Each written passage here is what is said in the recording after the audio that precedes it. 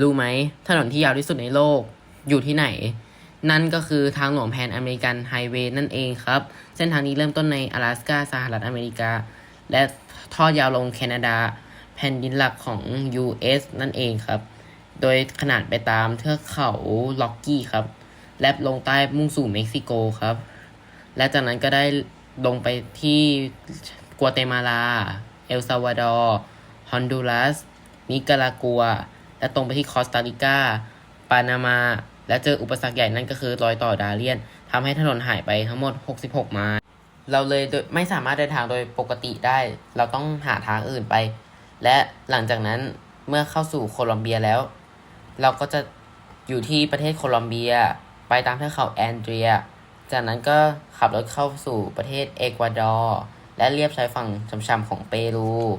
เพื่อไปที่ชิลีแล้วทอดยาวไปทางใต้และจากนั้นรถก็ได้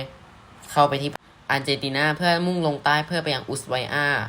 ที่ดังนั้นถนนนี้จึงถูกบันทึกในเรคคอร์ดว่าเป็นถนนที่ยาวที่สุดในโลกถึงมันจะขาดหายไปบ้างก็ตามโดยระยะทางกว่า 30,000 กิโลกดไลค์เป็นกำลังใจ